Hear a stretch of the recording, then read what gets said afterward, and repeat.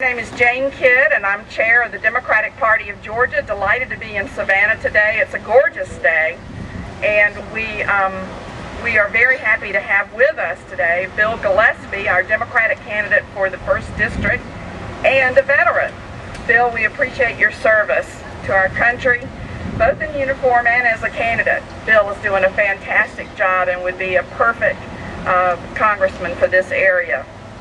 You know, Democrats believe in supporting our troops, and that means sending them to war only when we have no other option, bringing them home when they're finished the job, and taking care of them when they return. For decades, the GI Bill has been a crucial part of our promise to our veterans, a way of showing the thanks of a grateful nation.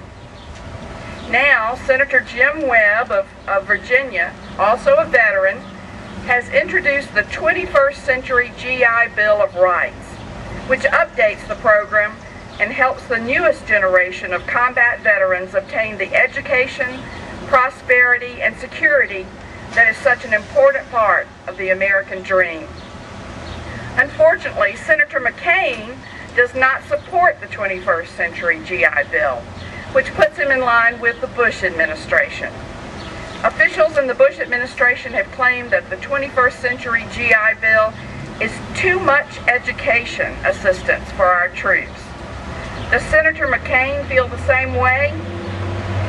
As you know, Senator McCain is in Savannah today, raising money for his campaign.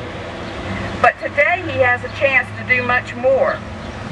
As you know, Georgia is home to dozens of military installations, including Fort Stewart, Hunter Army Airfield, Fort Benning, Kings Bay, Fort Gordon, and many, many more bases.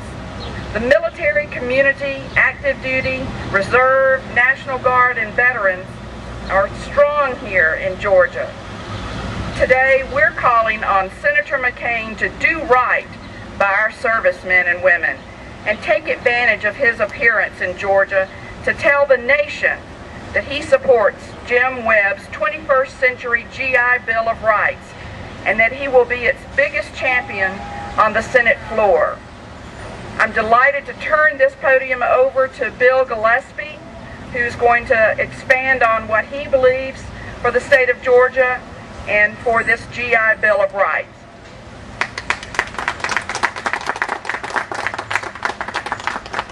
Chairwoman Kidd, thank you for coming to visit us in our lovely city, and you brought great weather.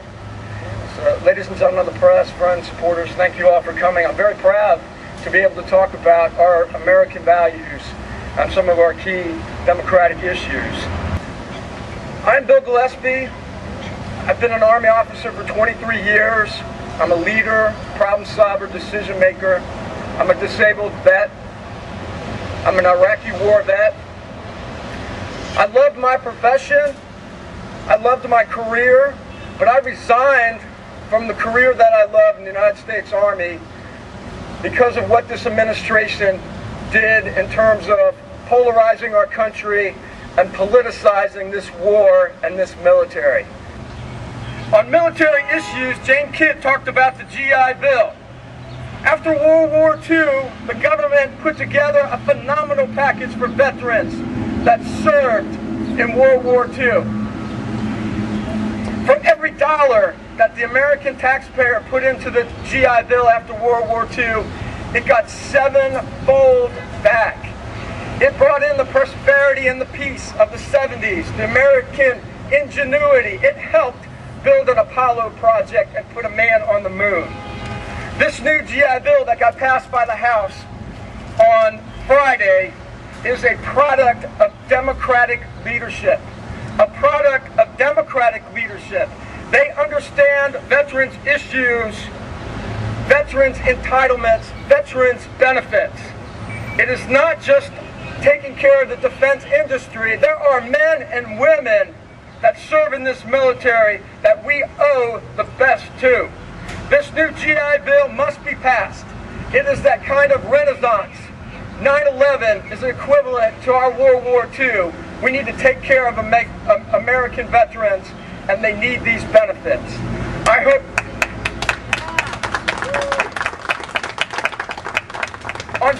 care, John McCain has not been a leader. As a disabled vet, you'd figure he would be a healthcare leader for disabled American veterans. No. Who's been the vet healthcare leader? His neighbor in Arizona, the governor of New Mexico, Bill Richardson. Bill Richardson has a great model for the Veterans Administration. A healthcare card that goes in every GI veteran's pocket, that lets them go to the first-class facility in their own neighborhood at their convenience. Veterans today have to sometimes wait up to 6 months to get an appointment. If you're here in Savannah, the clinic is not funded and staffed properly. When I was listening to NPR today, I found it fitting that it's Pete Townshend's birthday. He's 63, one of the lead musicians and the songwriter of most of the Who's songs. When I looked at John McCain's record, I was reminded of one of my favorite Who's songs. Meet the new boss, same as the old boss. We won't get fooled again. Ladies and gentlemen, we cannot get fooled again. John gets a failed rating for the last 2 years from middleclass.org. John gets a D rating from the Iraqi-Afghanistan Veterans Association. John gets a failed rating, along with Jack Kingston, with the Disabled Vets of America in 2006 and 2005. This new GI Bill that got passed by the House on Friday is a product of Democratic leadership. A product of Democratic leadership.